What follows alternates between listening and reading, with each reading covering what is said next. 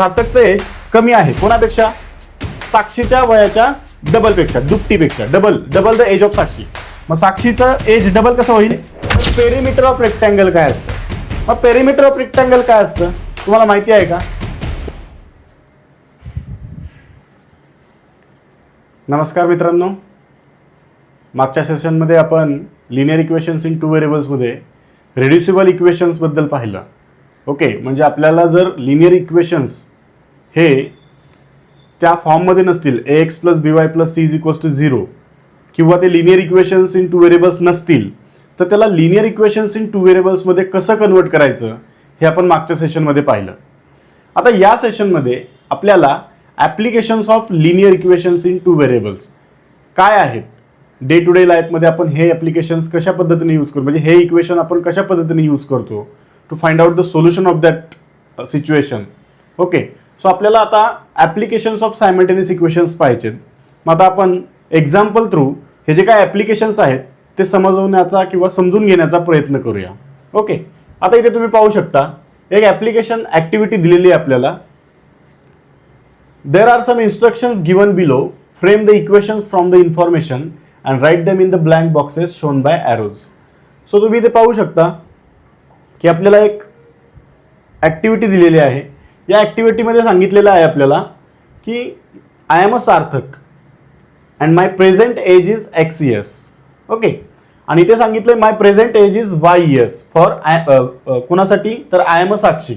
साक्षीचं present age y years सांगितलंय आणि सार्थकचं प्रेझेंट एज एक्स इयर्स सांगितलंय. मग आता तुम्ही पाहू शकता इकडे अजून एक बॉक्स आहे आणि या बॉक्ससाठी इन्स्ट्रक्शन दिलेले आहे तिथं. The sum of present ages of Sarthak and Sakshi is 25. म्हणजे सार्थक आणि साक्षीच्या आजच्या वयांची, प्रेझेंट एज म्हणजे आजचं वय, आजच्या वयांची बेरीज किती सांगितली त्यांनी? 25 सांगितली आहे.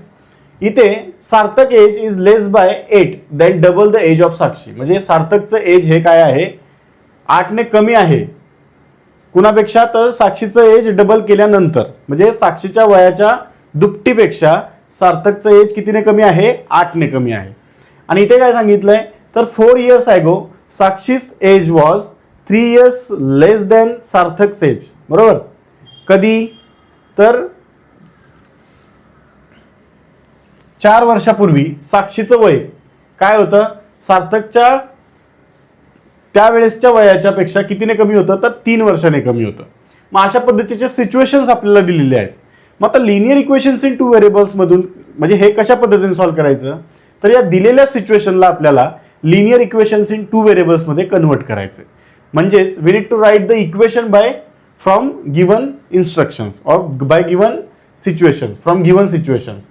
सो हिअर आता अगोदर आपण पाहूया इथे काय सांगितले आपल्याला की I am a Sarthak, my present age is x years.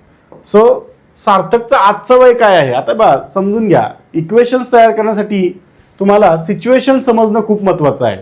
जर सिच्युएशन समजली तर इझिली तुम्ही काय करू शकता की हे इक्वेशन तयार करू शकता. मग आता इथे याच्यावरून आपण इक्वेशन तयार करूया. इथे सांगा my present age is y years. Sakshi म्हणते की my present age is y years. मग आपण काय म्हणूया की साक्षीचं वय हे किती आहे? Present age. Sakshi's present age is y years. Okay, and Sarthak's present age is x years. बघा इथे मी लिहितो हवं तर तसं.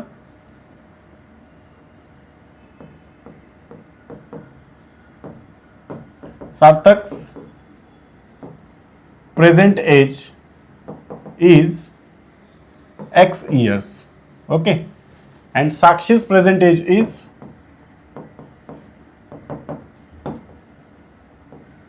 Present age is y years. Correct? बघा आता म्हणजे सार्थकचं प्रेझेंट एज काय झालं? थोडक्यात सार्थकचं प्रेझेंट एज काय झालं? बघा Sarthak present age, Sarthak present age is equals to आपण त्याला काय म्हणूया? X years. बरोबर? आणि Sakshi present age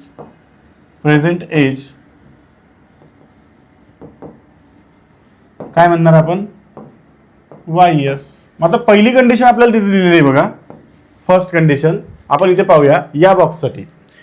the sum of present ages of Sarthak and Sakshi is 25.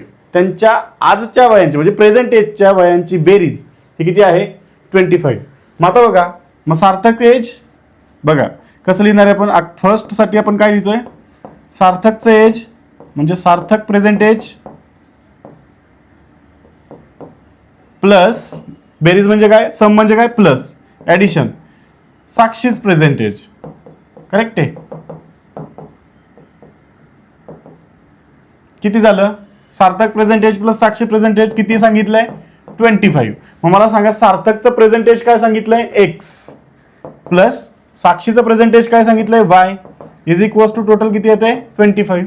म्हणजे हे जे काय मिळालं आपल्याला ते काय होतं, या फर्स्ट बॉक्सचं आन्सर होतं. म्हणजे या फर्स्ट बॉक्समध्ये आपण काय करू शकतो, x प्लस वाय. बघा इथे आपल्याला काय पुट करावं लागेल, आपल्याला इथे काय लिहावं लागेल, x plus Y, x plus Y is equals to 25. खतम. यस. आता पहा दुसरी कंडिशन काय आहे. दुसरी कंडिशन काय आहे,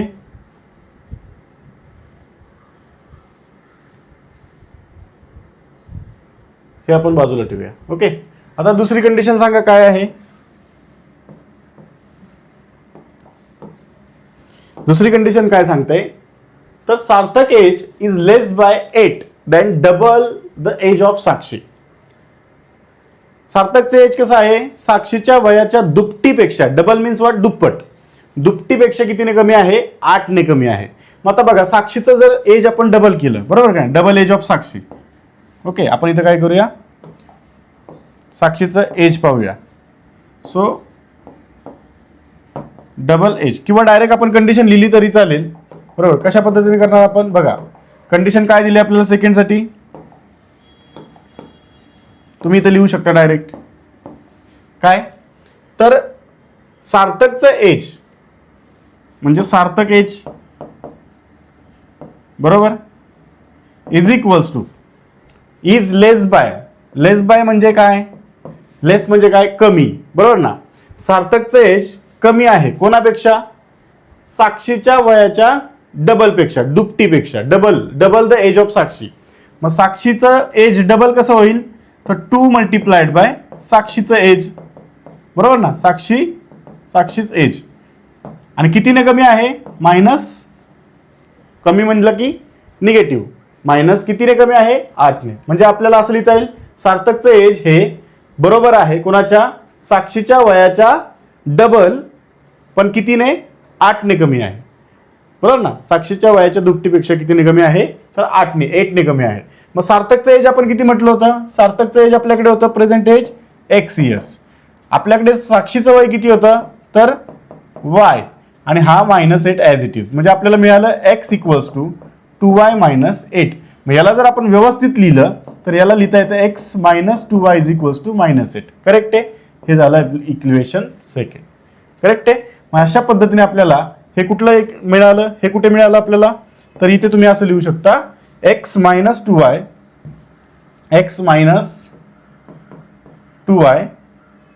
इज इक्वल्स टू -8. करेक्ट आहे. मग या सिच्युएशनसाठी तुम्हाला हे इक्वेशन मिळालं, या सिच्युएशनसाठी तुम्हाला हे इक्वेशन मिळालं. मग अशा पद्धतीने आपल्याला काय तयार करायचे आहेत, आता लिनियर इक्वेशन्स इन 2 व्हेरिएबल्स तयार करायचे आहेत आणि आपल्याला हे आपल्या डे टू डे लाईफमध्ये यूज करायचं आहे. ओके. आता पुढे बघा इथे काय सांगितलंय, आपण आता याला छोटं करूया. ओके. हे आपलं सेकंडसाठी होतं, बरोबर ना. येस. आता आपल्याकडे थर्ड आहे.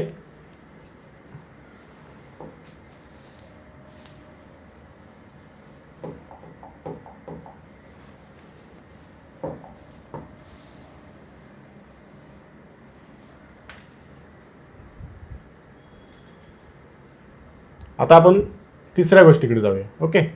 हे तुमचं सेकंडसाठीचं, मी इकडे ठेवतो त्याला सेकंड. ओके. आता तिसरं इक्वेशन, तिसरं काय सांगितले सिच्युएशन बघा. थर्ड सिच्युएशन काय सांगितलेले आहे, थर्ड सिच्युएशन सांगितलेली आहे की 4 वर्षापूर्वी 4 years ago Sakshi's age was 3 years less than Sarthak's age at that time. त्या वर्षापूर्वी आता फर्स्ट आपल्याला काय करावं लागेल रे, 4 years ॲगो साक्षीचं एज काय असतं, म्हणजे साक्षीचं एज 4 वर्षापूर्वी किती असेल. मग साक्षीचं आजचं वय काय होतं, एक्स इयर्स. इथे आपण दिलेलं आहे Sakshi's present age is equals to x years. Sarthak's present age is equals to x years and Sakshi's present age is equals to y years.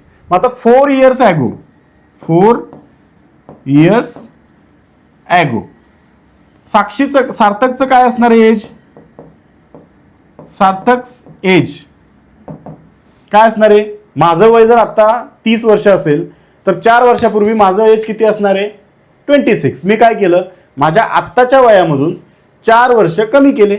मग आता सार्थकचं प्रेझेंट एज काय आहे, एक्स इयर्स. मग त्या एक्स मधून आपल्याला 4 वर्ष काय करावे लागतील, कमी करावे लागतील. म्हणजे सार्थक एज काय येणार आहे, एक्स मायनस 4 years.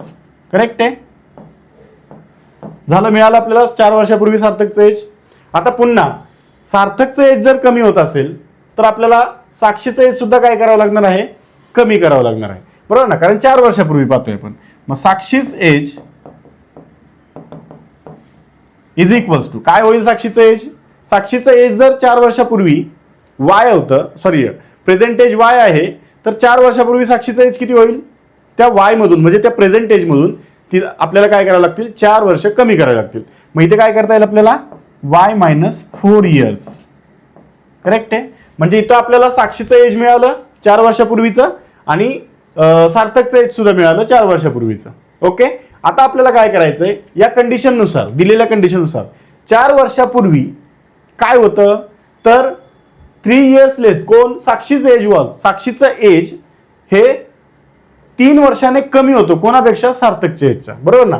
म्हणजे साक्षीचं एज दिलेल्या अकॉर्डिंग टू द कंडिशन, आपण इथं असं म्हणू शकतो, अकॉर्डिंग टू कंडिशन. काय कंडिशन, तर साक्षीचं एज इज इक्वल्स टू काय होतं, सार्थकच्या वयाच्या पेक्षा त्यावेळेस म्हणजे कधी, 4 वर्षापूर्वी 3 ने कमी होतं. मग सार्थकचं एज -3. करेक्ट आहे. मग आता साक्षीचं एज काय होतं त्यावेळेस y -4. बरोबर, इज इक्वल्स टू सार्थकचं एज काय आहे, x -4 हा -3. तुम्ही जर याला व्यवस्थित सॉल्व्ह केलं, बघा याला जर तुम्ही व्यवस्थित सॉल्व्ह केलं तर तुम्हाला काय मिळून जाईल, हे इक्वेशन मिळून जाईल. बरोबर ना. तर अशा पद्धतीने तुम्हाला हे इक्वेशन मिळून जाईल. बघा. ओके. म्हणजे आता आपल्याला इथे काय लिहावं लागेल, हे जर सिम्प्लिफाय करायचं म्हटलं तर आपल्याला हे मिळेल y -4 is equals to x -7. कारण हा -4 -3 आन्सर काय येणार आहे, -7. म्हणजे आपल्याला इक्वेशन मिळालं y -4 is equals to x -7. मग आता याला व्यवस्थित जर लिहिलं आपण तर हा y तिकडे गेल्यानंतर काय होतो, x -y. बरोबर ना. हा y तिकडे गेल्यानंतर x -y होईल आणि हा -7 इकडे आला की प्लस होतो, म्हणजे 7 - 4. सो तुम्हाला मिळालं x -y is equals to 3. हे तुमचं काय असणार आहे, इक्वेशन नंबर 3. बरोबर आहे. म्हणजे तुम्हाला इथे मिळालं x -y is equals to 3. Okay. So हे जे काय इक्वेशन असणार आहे इथलं, हे तुम्हाला काय लिहिता येईल इथे, x -y is equals to 3. मग अशा पद्धतीने आपण काय केलं, दिलेल्या सिच्युएशन्स वरून आपण लिनियर इक्वेशन्स इन 2 व्हेरिएबल्स तयार केलेले आहे. आय होप तुम्हाला ऍप्लिकेशन्स मध्ये लिनियर इक्वेशन्स इन 2 व्हेरिएबल्स कसे तयार करायचे हे समजलं आहे. बरोबर. आपण इथे एज म्हणजे डे टू डे लाईफमध्ये आपण कोणत्याही व्यक्तीचं आजचं वय आणि 4 वर्षापूर्वीचं वय किंवा कोणत्याही एजचं, जर आपल्याला एजची गणितं सोडवायची असतील, एजचे एक्झाम्पल सॉल्व्ह करायचे असेल तर आपण लिनियर इक्वेशन्स इन 2 व्हेरिएबल्स इथे काय करू शकतो, यूज करू शकतो. आता पहा, या पद्धतीने तुम्हाला हे करता येईल. आता आपण पुढचं एक एक्झाम्पल पाहूया. त्या एक्झाम्पलनुसार आपल्याला आता काही सिच्युएशन दिलेली आहे आणि त्या सिच्युएशनवरून आपल्याला लिनियर इक्वेशन्स सॉल्व्ह करायचे आहेत. आणि ज्या वेळेस आपल्याला ते लिनियर इक्वेशन्स मिळतील, सायमल्टेनियस इक्वेशन्स मिळतील, तर बाय युझिंग द मेथड्स ज्या आपण शिकलो आहेत, कोणकोणत्या, तर एलिमिनेशन मेथड, ग्राफिकल मेथड किंवा Cramer's method, you can use any method to find out the solution for that situation. Okay. मग आपण आता पाहूया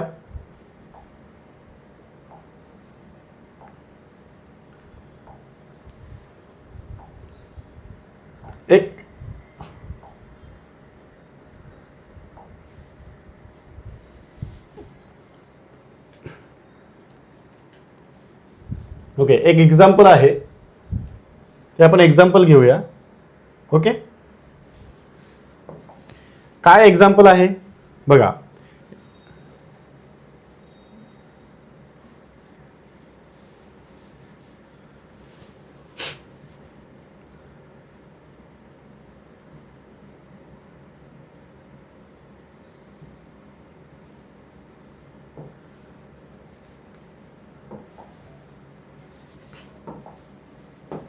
तर हे एक्झाम्पल आहे आपलं. The perimeter of a rectangle, the perimeter of a rectangle, yes, बघा हे एक्झाम्पल आहे आपलं. The perimeter of a rectangle is 40 centimetre. The length of the rectangle is more than double its breadth by 2. Find length and breadth. आपल्याला काय सांगितलंय रे, इथे आपल्याला काय दिलेलं आहे, एक रेक्टँगलची पेरिमीटर दिलेली आहे. The perimeter of rectangle is 40 centimetre. Perimeter किती दिलेली आहे, 40 सेंटीमीटर दिलेली आहे. The length of the rectangle is more than, इथे एक कंडिशन दिलेली आहे, काय, we have given a relation between length and breadth of a rectangle. So here we have given that the length of the rectangle is more than double, more than, okay, म्हणजे जास्त, more than double its breadth by 2, म्हणजे रुंदीपेक्षा 2 ने जास्त काय आहे, आपली लांबी आहे. कशाची, तर रेक्टँगलची. मग आता इथं तुम्हाला कंडिशन सुद्धा समजलेली आहे. फाइंड काय करायचं आपल्याला, लेंथ आणि ब्रेथ असं सांगितलं इथं आपल्याला, फाइंड लेंथ अँड ब्रेथ. मग तुम्हाला माहिती आहे का लेंथ काय आहे आणि ब्रेथ काय आहे, नाही. मग आपल्याला ज्या गोष्टी फाइंड करायच्या आहेत त्या इथे आपल्याला कन्सिडर कराव्या लागतील by using a variables. So here we need to consider x and y with the length and breadth respectively. मग इथं तुम्ही काय म्हणू शकता, let length of a rectangle b, बघा मी एक्झाम्पलची सुरुवात करतोय, कशा पद्धतीने आपल्याला सुरुवात करायची आहे ते तुम्ही पाहू शकता. लेट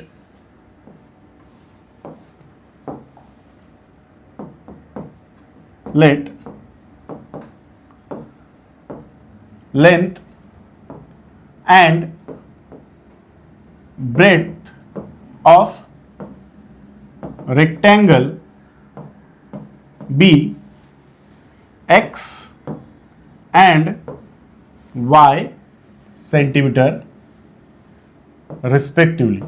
ओके, रिस्पेक्टिव्हली म्हणजे काय, अनुक्रमे काय, लेंथ आणि ब्रेथ किती असणार आहे, x centimetre and y centimetre respectively. म्हणजे आपण इथे कन्सिडर केलं, let length and breadth of a rectangle be x centimetre and y centimetre respectively. Okay, आता इथे आपल्याला काय करायचंय, दिलेल्या कंडिशन नुसार. आता इथे तुम्हाला काय माहित असणं गरजेचं आहे, तर पेरिमीटर ऑफ रेक्टँगल काय असतं. मग पेरिमीटर ऑफ रेक्टँगल काय असतं तुम्हाला माहिती आहे का, what is the formula to find a perimeter of rectangle. Perimeter म्हणजे काय, addition of all sides of a rectangle. Okay, perimeter मध्ये रेक्टँगल मध्ये addition of all sides of a rectangle. मग पेरिमीटर म्हणजे बाउंड्रीची लेंथ फाइंड करणं थोडक्यात. मग आता इथे काय करायचं आपल्याला, रेक्टँगलची लेंथ फाइंड, आपल्याकडे फॉर्म्युला आहे. जर आपल्याला पूर्ण रेक्टँगलची लेंथ फाइंड करायची असेल तर आपण पेरिमीटर फाइंड करतो. मग पेरिमीटरचा फॉर्म्युला रेक्टँगलसाठी काय आहे, तर बघा आपण लिहून घेऊया इथं, perimeter of rectangle, perimeter of rectangle is equals to, काय फॉर्म्युला आहे आपल्याकडे, तर 2 in bracket length plus breadth, बरोबर ना. Perimeter of rectangle is equals to 2 in bracket length plus breadth. मग आपल्याकडे लेंथ आपण काय कन्सिडर केलंय, लेंथ काय आहे आपली x सेंटीमीटर आणि ब्रेथ काय आहे आपली y सेंटीमीटर. मग आपण इथं पेरिमीटर सुद्धा दिलेली आहे आपल्याला. पेरिमीटर किती दिलेली आहे इथे तुम्ही पाहू शकता, एक्झाम्पल मध्ये आपल्याला पेरिमीटर किती दिलेली आहे, तर 40 दिलेली आहे, बरोबर ना. म्हणजे आपण इथे लिहू शकतो 40 equals to 2 in bracket x plus y, बरोबर. आता आपल्याला इक्वेशन तयार करायचंय, हे 2 in bracket x plus y मिळालं आपल्याला. हा 2 जर आपण इकडे घेतला, बरोबर, सिम्प्लिफाय जर केलं आपण हे इक्वेशन, तर ह्या 2 ला काय करावं लागेल आपल्याला, डिवाइड करावं लागेल. म्हणजे इथे काय मिळणार आहे, 40 divided by 2 is equals to 2 divided by 2 in bracket x plus y. मग हा 2 काय होईल तुमचा, कॅन्सल, तिथे उत्तर येईल 1. इकडे 2 1 जा 2 आणि 2 20 40, बरोबर ना. तर मग इथे मिळालं तुम्हाला 40 equals to x plus y. आता हे दिसायला व्यवस्थित दिसतंय का? नाही. मग याला सरळ लिहून घेऊया. तर x plus y is equals to 40. हे झालं आपलं equation number 1. So according to the first condition that the perimeter of rectangle is 40 centimeter, we got a one equation that is x plus y is equals to 40. Correct आहे. इथे आपल्याला एक equation मिळालं. आता आपल्याला काय करायचंय? सेकंड कंडिशनने काय सेकंड कंडिशन दिसते? The length of the rectangle is more than double its breadth by 2. Okay. So आता बघा, according to the second condition काय म्हणूया आपण सेकंड कंडिशनला? तर बघा, सेकंड कंडिशन काय होती आपली? The length of the rectangle. कोणाची लेंथ? रेक्टँगलची लेंथ काय आहे? More than double its breadth. म्हणजे लेंथ आपण असं म्हणू शकतो, according to second condition, according to second condition काय सेकंड कंडिशन? तर लेंथ काय आहे? लेंथ इक्वल्स टू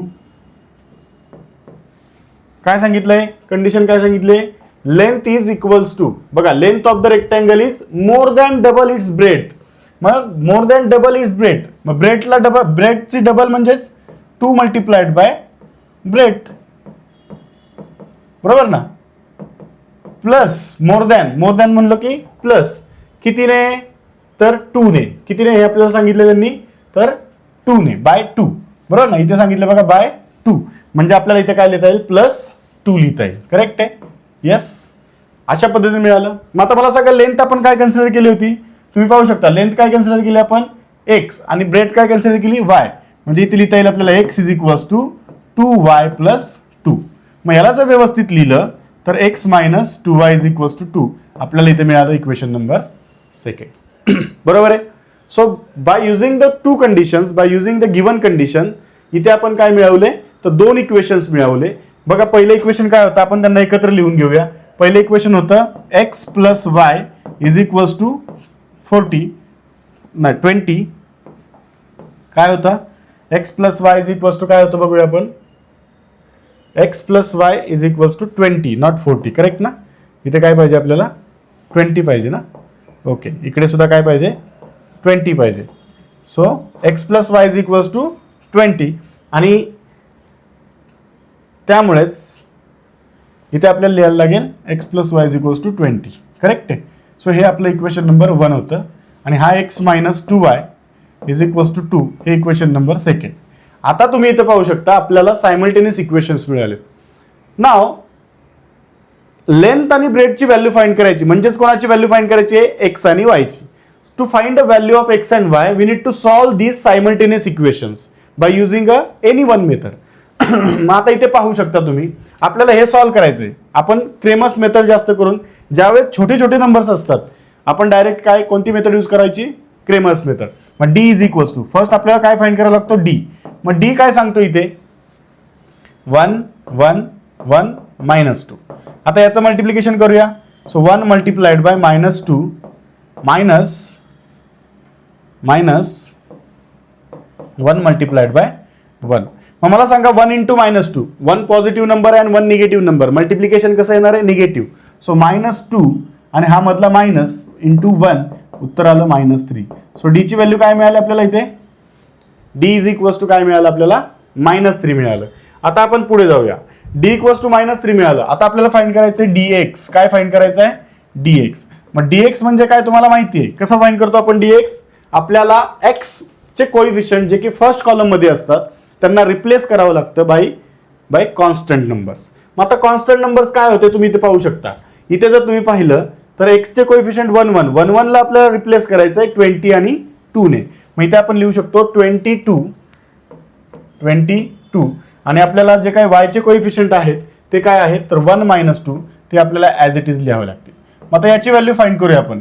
याची व्हॅल्यू पुन्हा कशी फाइंड करणार? 20 multiplied by -2 minus 2 multiplied by 1.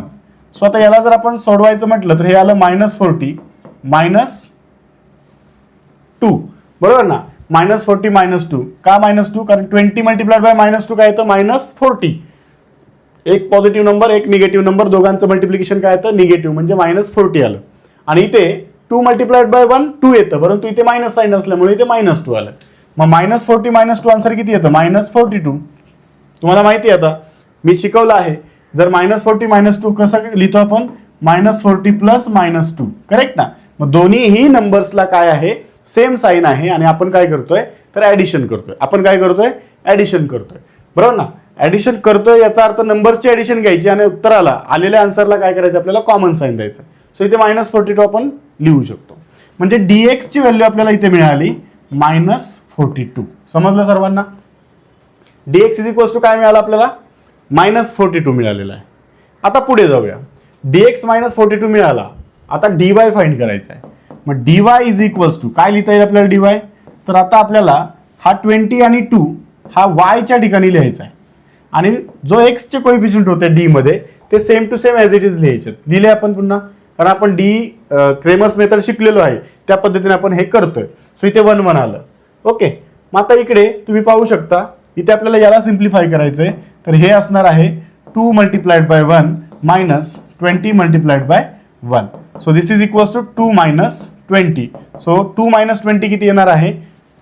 सांगितल्याप्रमाणे 2 + -20 दोन नंबर्स आहेत ज्यांचे साइन्स कसे आहेत? वेगवेगळे आहेत.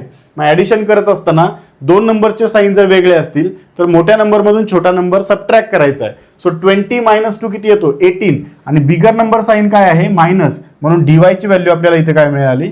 तर -18 मिळाली. dy ची व्हॅल्यू आपल्याला इथे काय मिळाली? -18 मिळाली. मग अशा पद्धतीने आपण dx आणि dy फाइंड केलेला आहे. आता आपल्याला फाइंड करायचा आहे x आणि y. मग आता x आणि y कशा पद्धतीने आपण फाइंड करू शकतो? बघा, x आणि y आपण कशा पद्धतीने फाइंड करू शकतो पाहूया आपण. ओके, मग x फाइंड करण्यासाठी आपल्याला फॉर्म्युला माहिती आहे. x इज इक्वल्स टू आपण लिहितो dx / d. मग dx ची व्हॅल्यू आपल्याला काय मिळाली होती? -42. d ची व्हॅल्यू तुम्ही जर पाहिली, d ची व्हॅल्यू आपल्याला मिळाली होती -3, बरोबर ना? म्हणजे याच्यावरून आपल्याला काय मिळते बघा, 3 × 1 = 3, 3 × 4 = म्हणजे इथे मायनस मायनस कॅन्सल होईल, ते मिळेल आपल्याला 14, बरोबर ना? 14. सो x ची व्हॅल्यू आपल्याला काय मिळेल? Therefore x is equals to 14. x काय मिळालं आपल्याला? 14 मिळालेला आहे. x काय मिळालं आपल्याला? 14 मिळालेला आहे. ओके, आणि आपल्याला y ची व्हॅल्यू काय मिळेल बघा आता? y is equals to dy / d. dy ची व्हॅल्यू आली -18 divided by -3 that is equals to 6. मग आपल्याला x आणि y इथे मिळालेला आहे. या x आणि y वरून आपण काय करू शकतो? याच्यावर आपण सांगू शकतो द व्हॅल्यू ऑफ लेंथ, म्हणजे length of the rectangle is 14 centimetre. Because x काय होता आपला? लेंथ होता आणि y काय होता आपला? ब्रेथ होता, बरोबर का नाही? सो y इक्वल्स टू काय मिळालं आपल्याला? 6 मिळालं आहे. Therefore the length of rectangle is किती आहे? 14 centimetre and breadth of rectangle is 6 centimetre. म्हणजे अशा पद्धतीने तुम्हाला by using a linear equations in 2 variable you can find the value of length and breadth in this example. मग आता application तुम्हाला समजलं असेल की लिनियर इक्वेशन्स इन 2 व्हेरिएबल्सचा वापर करून यूज करून आपण काय केलं? डे टू डे लाईफ मधलं रेक्टँगलचं एक एक्झाम्पल सॉल्व्ह केलं. म्हणजे जर एखाद्या रेक्टँगलची लेंथ आणि ब्रेथ फाइंड करायची असेल आणि आपल्याला जर काही ठराविक कंडिशन्स दिलेले असतील तर आपण ते conditions linear equations in 2 variables मध्ये मांडून आपण त्याला काय करू शकतो? सॉल्व्ह करू शकतो आणि आपल्याला हवी असणारी लेंथ आणि ब्रेथ आपण काय करू शकतो? फाइंड करू शकतो. So this is the application of linear equations in 2 variable.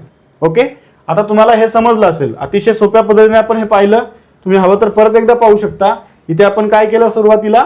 तर दिलेल्या कंडिशनवरून जे एक्झाम्पल होतं त्यातल्या कंडिशनवरून लिनियर इक्वेशन्स लिहिले. आपल्याला 2 लिनियर इक्वेशन्स मिळाले आणि ते 2 लिनियर इक्वेशन्स सायमल्टेनियस इक्वेशन्स आपण काय केले?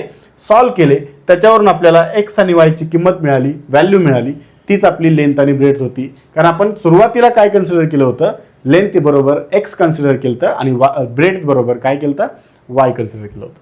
आता आपण पुढचं एक्झाम्पल पाहूया. पुढचं एक्झाम्पल कशा पद्धतीचं आहे ते पाहूया.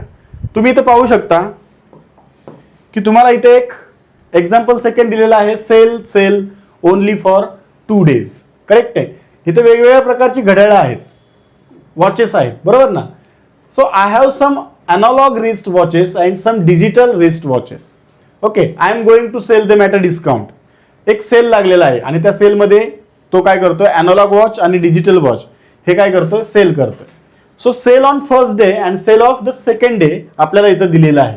तुम्ही इथे पाहू शकता सेल ऑफ फर्स्ट डे काय आहे, तर इथे अॅनालॉग वॉच किती विकले गेलेत, तर 11 आणि डिजिटल वॉच किती विकले गेलेत, तर 6. आणि त्याला टोटल अमाऊंट किती मिळाली आहे, 4,330 म्हणजे 4,330 रुपीज. ज्यावेळेस 11 वॉच अॅनालॉग 11 वॉच विकले आणि डिजिटल वॉच 6 विकले, त्यावेळेस या दोघांची मिळून त्याला किती पैसे मिळाले, रिटर्नमध्ये त्याला मिळाले 4,330 rupees. And on second day, sale of the second day काय सांगितलं त्यांनी, तर अॅनालॉग वॉच किती विकले गेले, 22 आणि digital watch 5.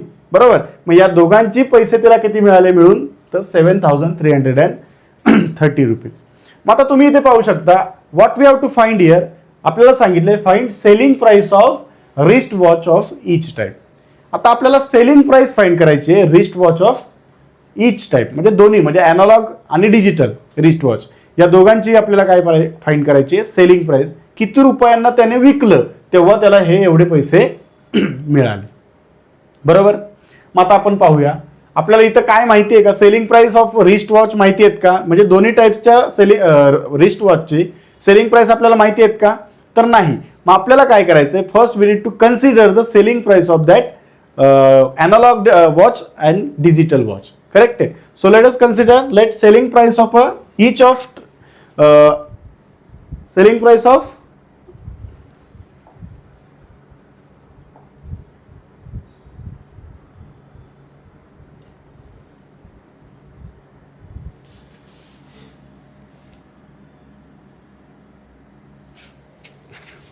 let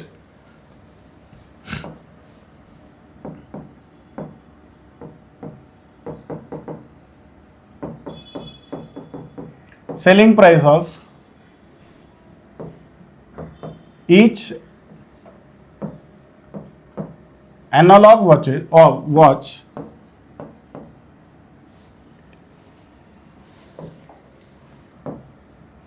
be rupees X. Okay, आपण काय कन्सिडर केलं, तर जे काय अॅनालॉग वॉच होतं त्याची सेलिंग प्राइस आपण काय कन्सिडर केली, X रुपीज कन्सिडर केली. And selling price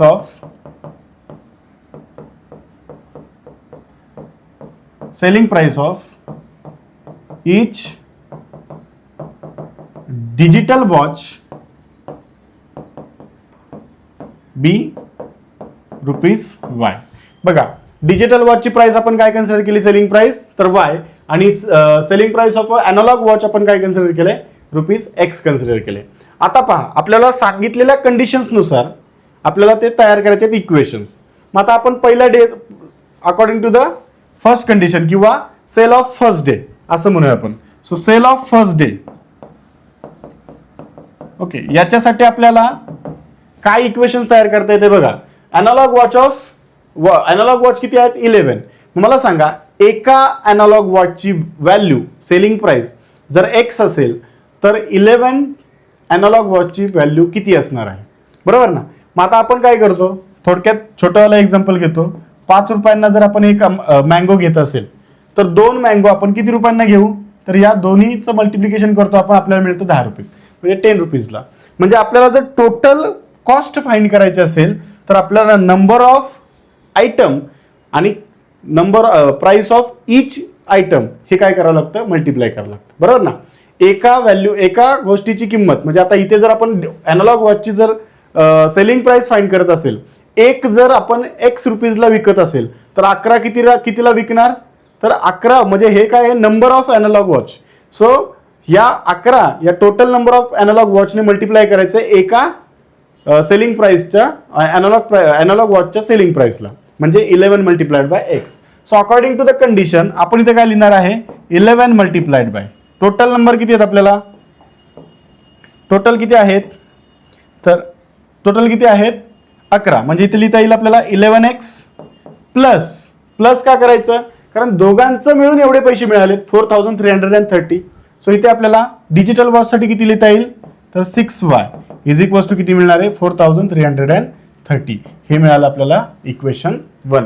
so sale of first day so according to the first condition आपल्याला इथे इक्वेशन मिळाले 11x plus 6y is equals to 4330 rupees. आता आपल्याला सेकंड डे कडे जायचं. Sale of the second day. बघा, sale of the second day. मग इथे तुम्ही पाहू शकता sale of the second day कशा पद्धतीने लिहिता येईल आपल्याला. Sale of the second day,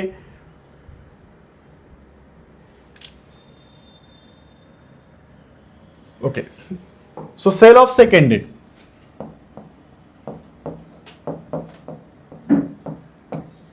बघा सेल ऑफ सेकंड डे कशा पद्धतीने लिहिता येईल आपल्याला.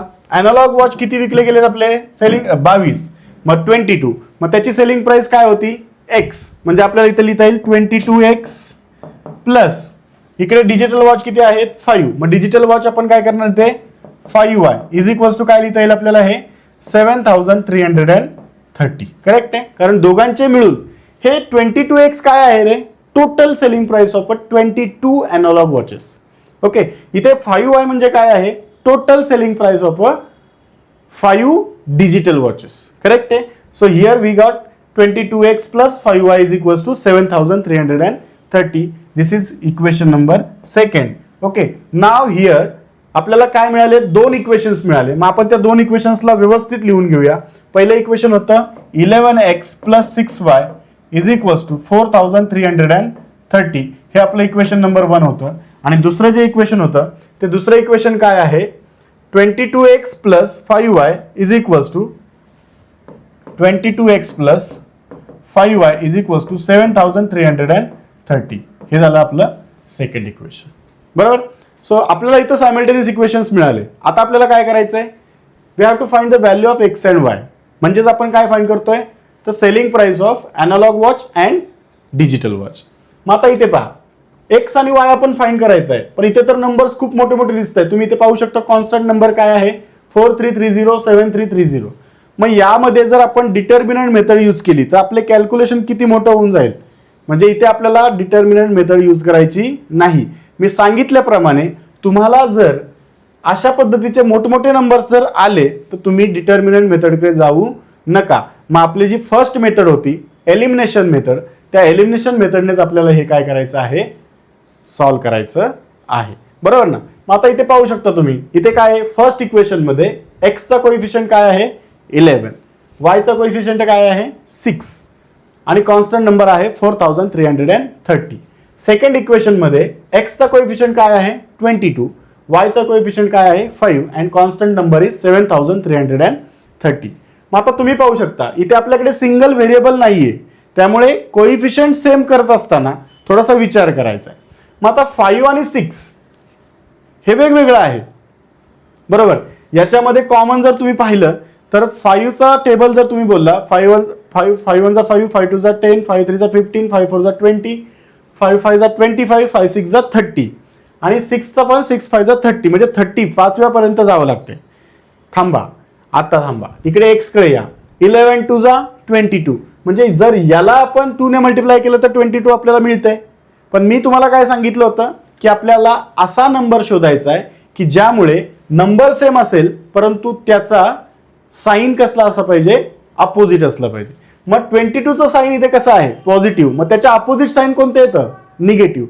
मग जर इथे 11च्या जागी -22 यायचं असेल तर आपल्याला 11 ने कितीला मल्टिप्लाय करावं लागेल, कितीने मल्टिप्लाय करावं लागेल -2 ने. मग आपण काय करूया, multiply on both side, multiply on both sides by -2. Okay. So therefore बघा आता -2 ने आपण मल्टिप्लाय करतोय 11x प्लस 6y ला आणि इकडे -2 ने मल्टिप्लाय करतोय 4330 ला. मग बघा -2 ने आपण मल्टिप्लाय करतोय ब्रॅकेटला, म्हणजेच काय, या ब्रॅकेट मधल्या प्रत्येक टर्मला आपल्याला -2 ने मल्टिप्लाय करावं लागेल. मग आता बघा इथे हा -2 म्हणजे निगेटिव्ह नंबर आहे. मल्टिप्लिकेशन विथ काय आहे 11x म्हणजे काय आहे पॉझिटिव्ह टर्म आहे. एक निगेटिव्ह टर्म एक पॉझिटिव्ह टर्म, आन्सर काय येतं -22x, निगेटिव्ह येणार आहे. म्हणजे आपल्याला इथे काय मिळालं, एक निगेटिव्ह मिळालं. आता पुढे जा, -2 मल्टिप्लाइड बाय 6y. इथे जर तुम्ही पाहिलं -2 म्हणजे निगेटिव्ह टर्म आणि +6y म्हणजे कशी टर्म, पॉझिटिव्ह टर्म. मग एक निगेटिव्ह टर्म आणि एक पॉझिटिव्ह टर्म याला जर आपण मल्टिप्लाय केलं तर आपल्याला आन्सर मिळतं निगेटिव्ह. म्हणजे इथे मिळणार आहे 12y इज इक्वल्स टू, इकडे सुद्धा तसंच -2 ने जर मल्टिप्लाय केलं 2 0 0 2 3 जा 6 2 3 जा 6 2 4 जा 8 म्हणजे आपल्याला मिळणार आहे -8660. करेक्ट आहे. हे मिळालं आपल्याला equation number 3. So this is equation number 3. आता पुढे जाऊया. आता पुढे कसं म्हणू शकतो आपण बघा, हे 3 नंबरचं झालं. आता पहा, आपण फर्स्ट इक्वेशनला कन्वर्ट केलं 3 मध्ये. मग आता आपल्याला विचार करायचा आहे 2 आणि 3 चा. मग ऍडिंग इक्वेशन 2 अँड 3, कारण आपल्याला माहिती आहे काय करायचंय पुढं. Adding equation 2 and 3. मग बघा काय लिहिता येईल आपल्याला, 22x plus 5y is equals to 7330 plus minus 22x minus 12y is equals to minus 8660. आता याचा आपल्याला ऍडिशन करायची आहे. ऍडिशन करत असताना बघा, दोन साईनचं जर दोन नंबर्सचं जर साईन डिफरंट असेल तर आपण काय करतो, मोठ्या नंबरमधून छोटा नंबर सबट्रॅक्ट करतो. परंतु इथं 22 आहे, इथं पण 22 सेम नंबर आहे. सेम नंबर मधून सेम नंबर सबट्रॅक्ट केला, आन्सर काय येतं 0 × x. आता इथे जर तुम्ही पाहिलं, एकाचं 5चं साईन आहे पॉझिटिव्ह, 12चं आहे निगेटिव्ह. दोन नंबरचं जर साईन वेगवेगळे असेल तर आपण काय करतो, ऍडिशन करत असताना नंबर्स मोठ्या नंबर्स मधून छोटा नंबर सबट्रॅक्ट करतो. मग 12 - 5 किती येतं 7. परंतु बिगर नंबर साईन काय आहे मायनस, म्हणजे आन्सर काय आलं -7y. करेक्ट आहे. So -7y is equals to, इकडे पर्यंत काय आहे, एक पॉझिटिव्ह नंबर एक निगेटिव्ह नंबर, दोघांचे ऍडिशन सेम तेच करायचे. म्हणजे 8660 मधून आपल्याला 7330 काय करायचं आहे, सबट्रॅक्ट करायचं आहे. मग 6 मधून म्हणजे 6 मधून 3 गेले तर 3 राहतात, इथे 6 मधून 3 गेले की 3 राहणार. 8 मधून 7 सबट्रॅक्ट केलं तर 1 राहतंय. म्हणजे इथे आलं तुम्हाला 1330. परंतु हे पॉझिटिव्ह असेल का निगेटिव्ह, बिगर नंबर साईन. मग what is the bigger number sign, negative. म्हणजे हे कसं असेल, निगेटिव्ह. म्हणजे तुम्हाला इथे इक्वेशन काय मिळालं, 0 × x - 7y is equals to -1330. मग तुम्ही काय करू शकता, हे इकडे लिहू शकता बघा अशा पद्धतीने. याला असं लिहू शकतो आपण -7y इज इक्वल्स टू 1330. म्हणजेच काय, तर 7y बघा, म्हणजेच काय, divide on both side, divide on both side by -7. So therefore you will get -7y divided by -7 -1330 divided by -7. मग हा -7 कॅन्सल झाला आणि इकडे निगेटिव्ह कॅन्सल होणार आहे, बरोबर का नाही. मग 7 ने जर आपण तुम्ही याला डिवाइड केलं तर बघा कसं येईल, 7 × 1 = 7, इथे 6 राहिले कारण 13 मधून 7 गेले किती राहतात 6, बरोबर ना. आणि मग 7 हा 6 आणि हा 3, 7 9 जा किती असतो 63 झालं आणि हा 0 ॲज इट इज. म्हणजे उत्तर मिळालं y is equals to 190. So आपल्याला इथे y ची व्हॅल्यू मिळाली. काय मिळाली आपल्याला, इथे काय मिळालं आपल्याला, तर y इज इक्वल्स टू 190 आपल्याला इथे मिळालेलं आहे. आता आपल्याला एका व्हेरिएबलची व्हॅल्यू मिळाली. आता आपल्याला काय करायचं आहे, by using this variable we have to find the value of another variable, that is the value of x. So त्यासाठी आपण काय करतो, put y is equals to 190 in equation. आता तुम्ही म्हणताल सर इथं आपण काय करायचो की ज्याचं वन व्हेरिएबल आहे म्हणजे सिंगल व्हेरिएबल आहे तिथे आपण इक्वेशन मध्ये पुट करायचो, पण इथे तर तसं नाहीये. मग इथे काय करायचं, इथे सुद्धा आपल्याला त्याच पद्धतीने जायचंय, पहिल्या इक्वेशन मध्ये पुट करायचंय. कारण इथे तर तुम्ही पाहिलं तर इथे आपल्याला काय करायचंय बघा, ही व्हॅल्यू पुट करायची आहे फक्त. कुठे गेली, y इज इक्वल्स टू 190. मग y 190 पुट केल्यानंतर आपल्याला काहीतरी इक्वेशन मध्ये मिळणारच ना चेंजेस. तो पाहूया आपण. फर्स्ट इक्वेशन मध्ये पुट करूया, इक्वेशन 1. Okay, in equation 1. मग इक्वेशन 1 काय होतं, तर 11x plus 6y is equals to what 4330. 4330 correct आहे. मग करा y ची व्हॅल्यू plug. So 11x plus 6 multiplied by 190 is equals to 4330. मग इथे तुम्हाला याचं मल्टिप्लिकेशन काय मिळते बघा, तर 11x प्लस हा 0 हा 4 हा, सो हे असं मिळालं. करेक्ट आहे. मग आता तुम्हाला काय करायचं, हे सिम्प्लिफाय करायचंय. सो 11x प्लस काय होतं बरं, 11x plus 1140 is equals to 4330. मग आता करा हे subtract. So 11x is equals to 4330 minus 1140. आता हे जर सबट्रॅक्शन केलं आपण बघा 4330 अँड 1140 तर काय मिळेल आपल्याला 13. बघा 3 मधून या 3 मधून 4 जातात का, नाही. इकडून आपल्याला काय करावं लागतं, एक इकडे घ्यावं लागतं. मग इकडे आला 13 मधून 4 गेले तर किती होतात, 9. 2 मधून 1 गेला तर किती होणार आहे, 1. आणि हा 4 मधून 1 गेला तर असं आलं. म्हणजे आपल्याला मिळालं 11x is equals to 3190. Positive का निगेटिव्ह, पॉझिटिव्ह, कारण बिगर नंबर साइन काय आहे, पॉझिटिव्ह. आता हा 11 काढायचा आहे आपल्याला, म्हणजे काय करायला लागेल, divide on both side by 11. So therefore you will get 11x divided by 11 is equals to 3190 divided by 11. मग 11 कॅन्सल होईल, या 11 ने बघा 11 2 जा 22. मग 31 मायनस 22 किती होतं रे, किती होईल, 9. आणि हा राहिलेला 9 म्हणजे किती झालं, 99. सो 11 9 जा 99 आणि हा राहिलेला 0 म्हणजे 290. सो x इक्वल्स टू किती आला, 290. म्हणजे इथे आपल्याला अशा पद्धतीने x या व्हेरिएबलची व्हॅल्यू सुद्धा मिळालेली आहे.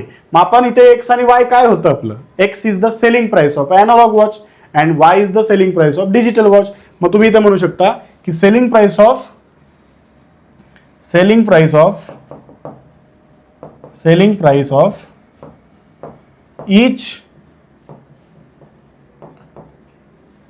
each analog watch is, analog watch काय होता आपला, x होता ना, is rupees 290 and each digital watch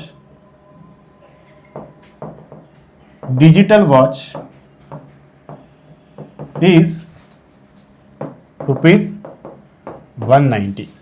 मग अशा पद्धतीने आपण हे सुद्धा एक्झाम्पल इथे अशा पद्धतीने सोडवू शकतो. बघा किती व्यवस्थितपणे आपण हे समजून घेतलेलं आहे. आपल्याला कंडिशन काय दिली होती, तर एक मार्केटमधली कंडिशन होती. कुठली होती, मार्केटमध्ये सेल लागलाय आणि त्या सेल लागलेल्या गोष्टीला आपण काय केलं, कन्वर्ट केलं लिनियर इक्वेशन्स इनटू व्हेरिएबल्समध्ये दिलेल्या कंडिशन्सला. आणि आपण selling price of analogue watch and digital watch, प्रत्येक वॉचचं जे काही टाईप आहे त्याचं जे काही सेलिंग प्राइस आहे ते आपण इथं फाइंड केलेलं आहे. मग असं डे टू डे लाईफमध्ये आपल्याला हे linear equations in two variables काय करता येतं, तर यूज करता येतं. अतिशय रंजक असा हा चॅप्टर आहे, खूप मजेशीर चॅप्टर आहे. तुम्ही आत्तापर्यंत पाहिलं, खूप छोटे छोटे कॅल्क्युलेशन्स आहेत, खूप सोपे कॅल्क्युलेशन्स आहेत. फक्त तुम्हाला थोडंसं माइंड कसं ठेवावं लागेल, शार्प ठेवावं लागेल. मी सांगितलेल्या जे काय ॲडिशन आणि मल्टिप्लिकेशनचे रूल्स आहेत ते रूल्स तुम्हाला व्यवस्थित लक्षात ठेवावे लागणार आहेत, बरोबर.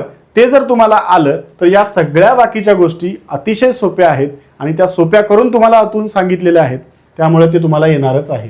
ओके, आता आपण पुढे जाऊया. पुढे काय आहे, तर पुढचं एक्झाम्पल काय आहे आपण ते पाहूया. ओके, पुढचं एक्झाम्पल काय आहे ते पाहण्यासाठी आपण बघूया काय आहे पुढचं एक्झाम्पल. तर बघा आता तर खूप इंटरेस्टिंग एक्झाम्पल आहे. इथे तुम्ही बघू शकता, या चित्रामध्ये तुम्हाला काय दिसतंय, इथे तुम्हाला काय दिसतंय, एक नदी दिसते, एक झाड आहे इकडे शेजारी, 2 बोट आहेत, एक वरती चालली आहे आणि एक खाली चालली आहे, बरोबर. पाण्याचा प्रवाह इकडे आहे, खालच्या बाजूला आहे, बरोबर ना. आणि हे बोट कुठे चालली, इकडची ही वर चालली आणि ही पाण्याच्या प्रवाहाने चालली आहे, ही पाण्याच्या प्रवाहाच्या दिशेने चालली आहे आणि पाण्याच्या प्रवाहाच्या ही विरुद्ध दिशेने चाललेली आहे. म्हणजे किती इंटरेस्टिंग आहे एक्झाम्पल पहा, बरोबर. आणि आता आपल्याला इथं काय दिलंय आपण बघूया. अ बोट ट्रॅव्हल्स 16 किलोमीटर अपस्ट्रीम, बरोबर ना, and 24 kilometre downstream in 6 hours. 6 तासामध्ये एक बोट 16 किलोमीटर अपस्ट्रीम म्हणजे पाण्याच्या प्रवाहाच्या विरुद्ध दिशेने प्रवास करते आणि 24 किलोमीटर डाऊनस्ट्रीम म्हणजे पाण्याच्या प्रवाहाच्या दिशेने प्रवास करते. किती तासात, तर 6 तासात. म्हणजे वरती जायला आणि खाली यायला त्याला एकूण किती तास लागतात, 6 तास. वरती जातानाचं डिस्टन्स किती कव्हर करता येते, 16 किलोमीटर. खाली येताना डिस्टन्स किती कव्हर करता येते, 24 किलोमीटर. आणि या सगळ्या प्रोसेसला, या सगळ्या प्रक्रियेला किती तास लागतात, 6 तास, बरोबर. म्हणजे वेळ दिलाय आणि डिस्टन्स दिलेली आहे, बरोबर. आता पुढे बघा, the same boat travels 36 kilometre upstream and 48 kilometre downstream.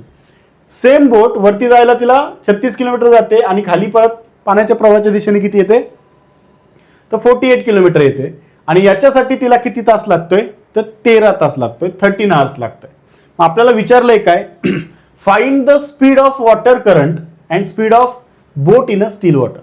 आता स्पीड ऑफ वॉटर करंट म्हणजे काय, तर पाण्याचा प्रवाहाचा वेग, बरोबर ना. स्पीड ऑफ वॉटर करंट म्हणजे काय, पाण्याच्या प्रवाहाचा वेग. आणि speed of boat in still water म्हणजे काय, स्थिर पाण्यातील बोटीचा वेग. बघा या दोन गोष्टी खूप महत्वाच्या आहेत.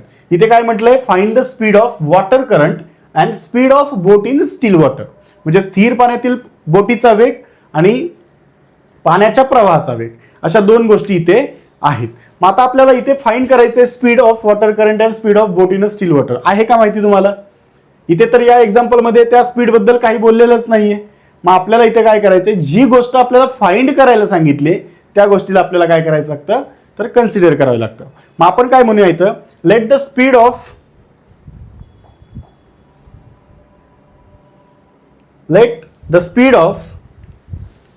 काय म्हणूया, let the speed of the boat in still water, let the speed of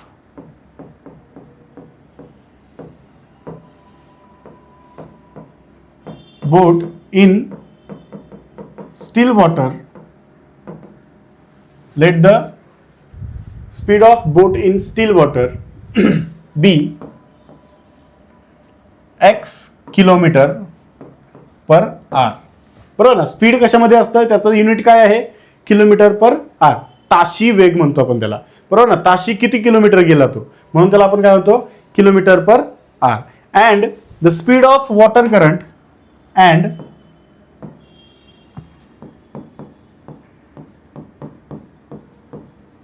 the speed of water current be y kilometre per hour. म्हणजे पाण्याच्या प्रवाहाचा वेग आपण इथे काय कन्सिडर केला, y kilometre per hour. Okay, so the speed of boat in still water be x kilometre per hour and the speed of water current be y kilometre per hour. Okay, दोन्ही consider केलं. आता आपल्याला इथे काय find करायचं आहे, speed of boat in a downstream आणि speed of boat in a upstream. म्हणजे ज्यावेळेस बोट डाऊनस्ट्रीम जाते त्यावेळेस स्पीड काय असेल, कशाचं, बोटचं स्पीड काय असणार आहे. आणि ज्यावेळेस बोट अपस्ट्रीम जाते त्यावेळेस बोटचं स्पीड काय असणार आहे. मग बघा, so speed of boat in a downstream,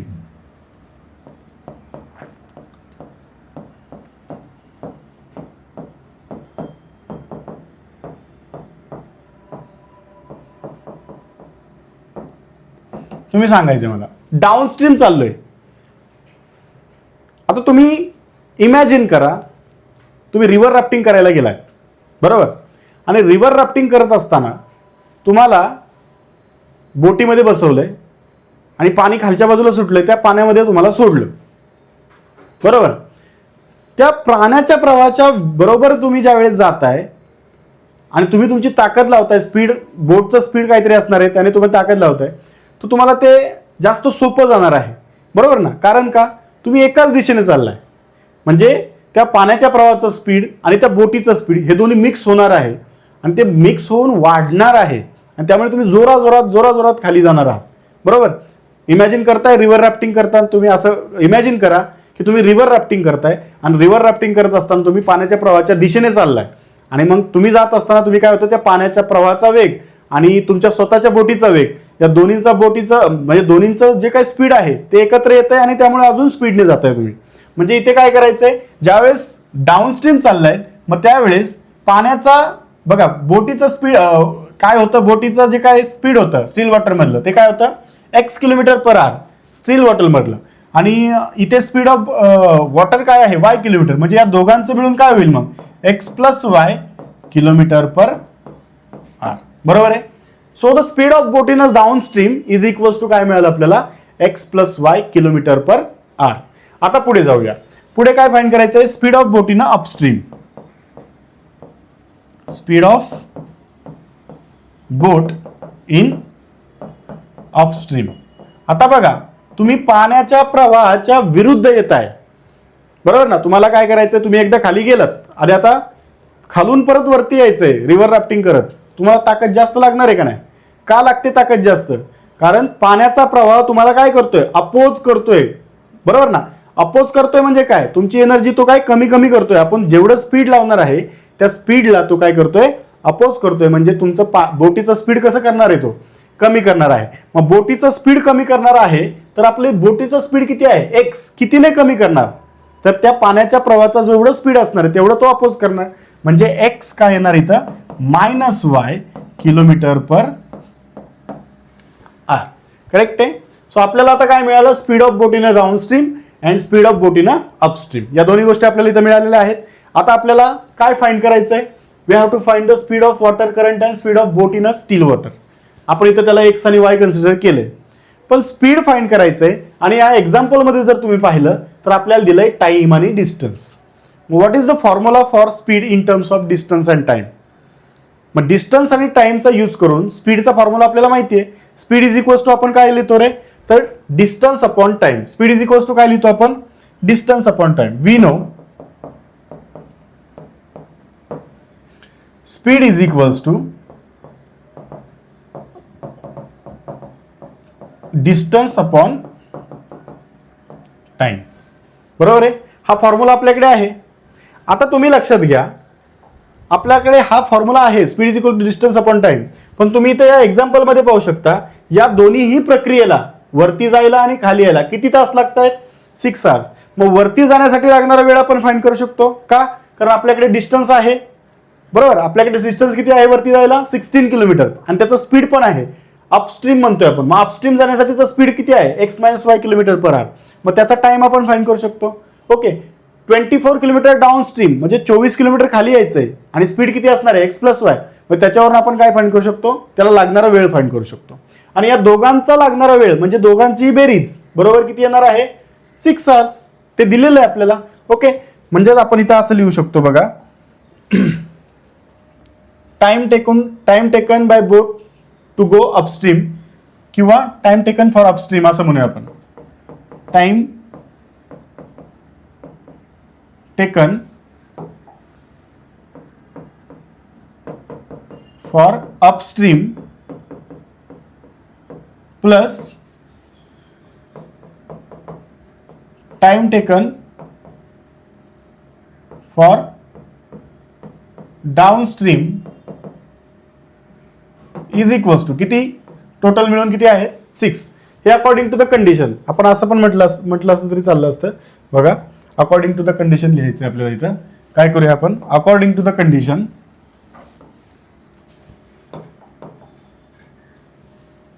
हे 6 आहे ना.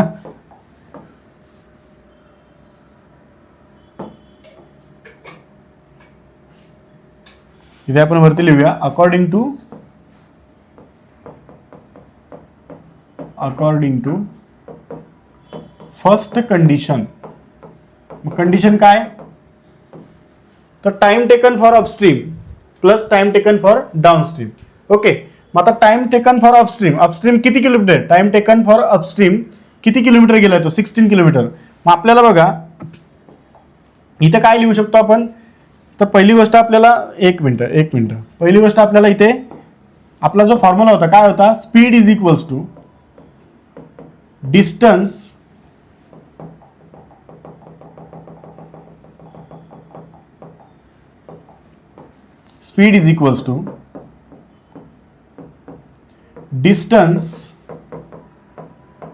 Divided by time. आपल्याला इन टर्म्स ऑफ टाइम पाहिजे म्हणजे टाइम. देअरफॉर टाइमला आपण कसं लिहू शकतो? Time is equals to distance divided by speed. बरोबर. आपल्याला हे माहिती झालं. मग याच्यावरून आपण काय म्हणू शकतो? According to first condition, according to first condition. काय फर्स्ट कंडिशन? तर टाइम फॉर डायरेक्ट लिहिलं तरी चालेल. मग बघा 16 किलोमीटर अपस्ट्रीम जाण्यासाठी काय आपल्याला लागेल? तर डिस्टन्स किती? 16 किलोमीटर. अपस्ट्रीम जाण्यासाठी अपस्ट्रीमचं स्पीड किती होतं रे? तर अपस्ट्रीमचं स्पीड होतं x - y. म्हणजे इथे येणार x - y. बरोबर. प्लस खाली किती येतोय downstream? 24 kilometre. So 24 divided by x plus Y, या दोघांना मिळून लागणारा वेळ 6 hours. म्हणजे आपल्याला हे मिळालं इक्वेशन नंबर 1. हे काय मिळालं आपल्याला? इक्वेशन नंबर 1 मिळालं. According to the second condition, according to second condition, काय आहे सेकंड कंडिशन? कोण सांगते मला? अपस्ट्रीम किती जातोय आता आपण? 36 kilometre. So 36 divided by x minus y plus खाली किती येतोय आपण डाऊनस्ट्रीम? 48 किलोमीटर. म्हणजे x plus Y is equals to किती तास लागत आहेत? तर 13. हे झालं आपलं इक्वेशन सेकंड. म्हणजे आपल्याला इथं दोन इक्वेशन्स मिळाले. 16 upon x minus y plus 24 upon x plus Y is equals to 6 आणि 36 upon x minus y plus 48 upon x plus Y is equals to 13. मग या टाईपचे एक्झाम्पल्स आपण सॉल्व्ह केलेले आहेत. मग बघा कशा पद्धतीने सॉल्व्ह करायला गेलेला. चला आपण बघूया, आपण याला कशा पद्धतीने सॉल्व्ह करता येते ते पाहूया. ठीक आहे, बघा आपल्याला इक्वेशन कोणकोणते मिळालेत ते परत एकदा लिहून घेऊया आपण. तर 16 upon x minus y, 16 upon x minus y plus 24 upon x plus Y is equals to 6, हे इक्वेशन 1 होतं. त्यानंतर 36 upon x minus y plus 48 upon x plus Y is equals to 13, हे इक्वेशन नंबर 2 होतं. आता आपल्याला या टाईप्सचे example, हे लिनियर इक्वेशन्स इन 2 व्हेरिएबल मध्ये आहे का? तर नाही. या टाईप्सचे एक्झाम्पल आपण सॉल्व्ह केलेले आहेत. मग याला काय करावं लागतं? कन्वर्ट करावं लागतं. मग याला कन्वर्ट कसं करतो आपण? तर इथे हे जे काय इक्वेशन आहे ते कसं लिहितो आपण? 16 multiplied by 1 upon x minus y plus 24 multiplied by 1 upon x plus Y is equals to 6. इकडे कसं लिहितो आपण? 36 multiplied by 1 upon x minus y plus 48 multiplied by 1 upon x plus Y is equals to 30. Correct आहे. मग इथे काय करतो आपण? लेट, काय करणार आपण? Let 1 upon x minus y is equals to m and 1 upon x plus Y is equals to n, हे पुट करायचंय. मग देअरफॉर इक्वेशन कसे होतील आपले? तर 16m plus 24n is equals to 6, हे मिळालं आपल्याला इक्वेशन नंबर 3. आणि पुढे आहे 36m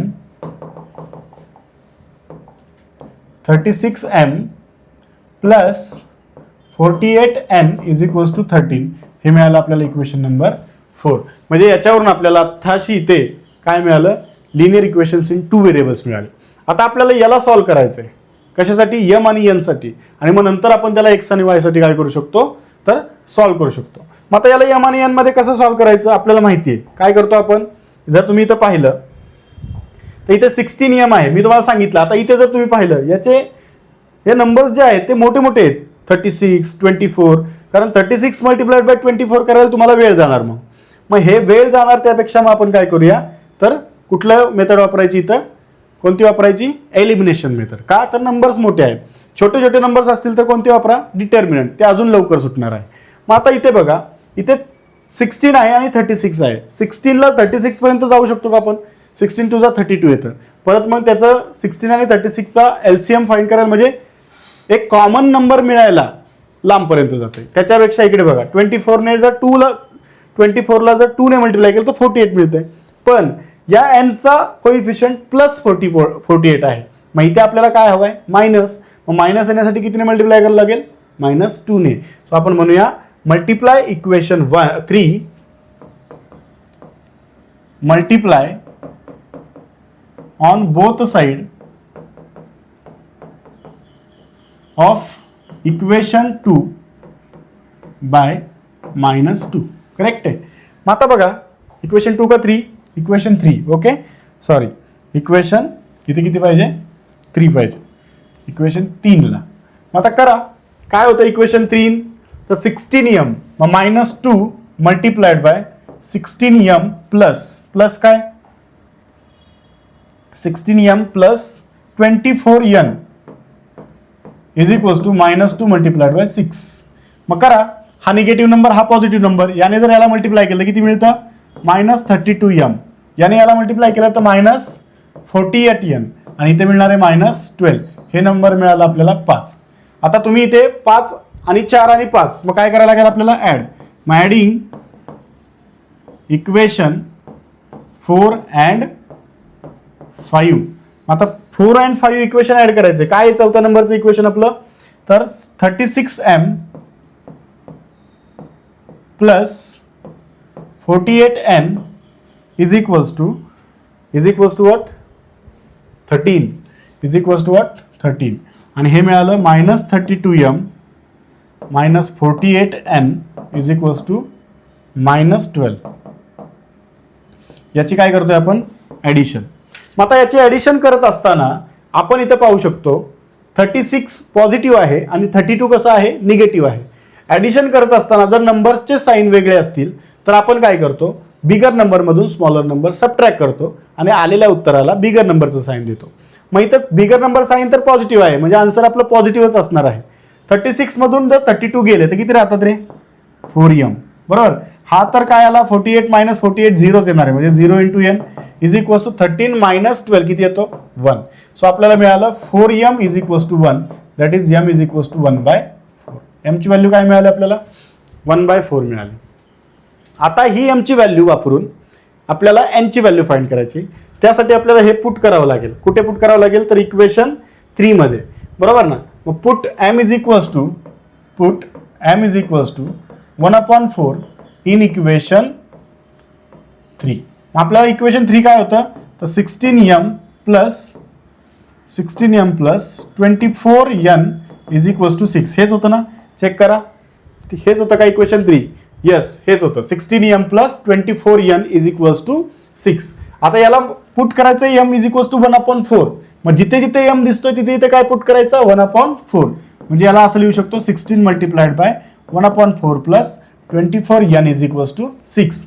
मग 4 × 1 = 4, 4 × 4 = 16. म्हणजे आपल्याला मिळालं 4 plus 24n is equals to 6. हा 4 आता कसा आहे? याच्यामधलं ऑपरेशन ॲडिशन. याला शिफ्ट करावं लागेल. ज्यावेळेस शिफ्ट करतो आपण त्यावेळेस काय होतं? तर निगेटिव्ह साईन. म्हणजे 24n इज इक्वल्स टू 6 - 4. म्हणजेच तुम्हाला मिळालं 24n इज इक्वल्स टू 2. आता हा 24 कसा लिहिता येईल मग? n is equals to t / 24. So n किती मिळाला? 1/12. n किती मिळाला तुम्हाला इथे? 1/12 मिळाला. बरोबर आहे. n तुम्हाला 1/12 मिळाला. मग आता इथे आपण थांबतो का? नाही. आपल्याला x आणि y च्या व्हॅल्यूज फाइंड करायच्यात. बट आपण काय म्हणणार इथं? But 1/x - y is equals to काय आहे रे? 1/x - y is equals to m and 1/x + y is equals to काय म्हटलं होतं आपण? n. चेक करा, तेच म्हटलं होतं का? तर तुम्ही इथे पाहू शकता 1/x - y त्याला आपण काय म्हटलं होतं? तर m म्हटलं होतं. बरोबर ना? 1/x - y ला आपण m म्हटलं होतं आणि 1/x + y ला आपण n म्हटलं होतं. तर आता m आणि n च्या व्हॅल्यूज आपल्याला मिळालेल्या आहेत. m ची व्हॅल्यू मिळाली आपल्याला 1/4 आणि n ची व्हॅल्यू मिळालेली आपल्याला 1/12. मग या व्हॅल्यूज आपण इथं पुट करूया. देअरफॉर इथे लिहिता येईल आपल्याला 1/x - y is equals to 1/4 and 1/x + y is equals to 1/12. म्हणजेच या इक्वेशनला आपण कसं लिहू शकतो? तर x - y is equals to 4. याला इक्वेशन नंबर किती म्हणूया आपण? बघा कुठपर्यंत आलतो आपण? 3, 4, 5 पर्यंत आलो होतो ना? 3, 4, 5 पर्यंत आलतो. म्हणजे आपण याला म्हणूया इक्वेशन नंबर 6. आणि इथे मिळणार आहे x + y is equals to 12. हे नंबर आपलं झालं 7. मग आता इथे तुम्हाला हे इथे लिहिलं तरी चालेल. x + y is equals to 12. हा इक्वेशन नंबर 7. ठीक आहे. अशा पद्धतीने हे लिहिलं तरी चालेल. मग आता हे इक्वेशन आपल्याला x आणि y सोडवायचं आहे. मग इथं तुम्ही डिटर्मिनंट मेथड वापरली तरी चालेल. मग इथे काय करता येईल आपल्याला? तर डिटर्मिनंट वापरा किंवा काय वापरू शकता? इथं सबस्टिट्यूशन म्हणजे एलिमिनेशन मेथड सुद्धा वापरू शकता. काय करायचंय? ठीक आहे, ऍड करूया 6 आणि 7. सो ऍडिंग इक्वेशन 6 and 7 काय मिळणार आहे तुम्हाला? तर x - y is equals to 4, x + y is equals to 12. याचं जर आपण ॲडिशन केली तर मिळणार आहे 2x + 0 × y is equals to 16. So इथे तुम्हाला काय मिळालं मग? 2x is equals to 16. म्हणजेच x इज इक्वल्स टू 16 / 2 म्हणजेच x is equals to 8. x किती मिळाला रे? 8 मिळाला. x काय मिळाला आपल्याला? तर 8 मिळाला इथं. आता आपण पुढे जाऊया. x 8 मिळाला आपल्याला. आता आपल्याला पुढे y ची व्हॅल्यू फाइंड करायची. So put x is equals to 8 in equation 6. काय होतं इक्वेशन 6 आपलं? तुम्ही पाहू शकता इक्वेशन 6 काय होतं रे? इक्वेशन 6 काय होतं? इक्वेशन 6 होतं x minus y is equals to 4. ठीक आहे, x minus y is equals to 4. मग x जर आपण 6 मध्ये नको ठेवायला, काय इथं मायनस साइन आलं ना. ओके, आपण कुठे ठेवूया? 7 मध्ये ठेवूया. ठीक आहे, आपण कुठे ठेवूया? 7 मध्ये ठेवूया. मग काय होतं 7? x plus Y is equals to 12. बरोबर ना? x plus Y is equals to 12. मग x ची व्हॅल्यू किती आहे? 8 plus Y is equals to 12. म्हणजे y इज इक्वल्स टू काय मिळाला? 12 मायनस 8. म्हणजेच y इज इक्वल्स टू मिळाला 4. म्हणजे आपल्याला इथं x आणि y मिळालेलं आहे. आता मला सांगा आपण काय म्हटलं होतं? काय x काय होतं आपलं? तर x काय होतं? Speed of the boat in a still water. आणि y काय होतं आपलं? तर स्पीड ऑफ y काय होतं? Speed of a water current. Correct ना? सो इथे आपण म्हणू शकतो therefore the speed of boat in still water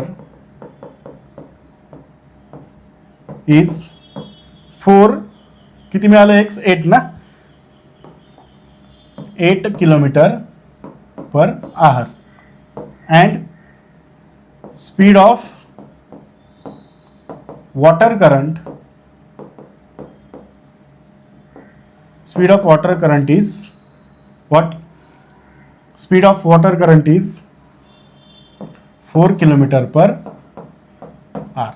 okay, तर अशा पद्धतीने आपण हे एक्झाम्पल सोडवलेलं आहे. अतिशय सोप्या पद्धतीने आपण हे एक्झाम्पल इथे सोडवलेलं आहे. तुम्ही पाहू शकता की ते येस अतिशय मस्त म्हणजे एकदम मजेशीर असं हे गणित आहे. आणि या मजेशीर गणितामध्ये सुद्धा आपण एकदम सोप्या पद्धतीने हे गणित समजून घेऊन हे गणित सोडवलेलं आहे. ओके, थोडंसं लेंदी वाटतंय, परंतु जर स्टेप बाय स्टेप आपण गेलो तर हे व्यवस्थित आपण सॉल्व्ह करू शकतो. ओके, आय होप तुम्हाला हे गणित समजतंय. बरोबर ना?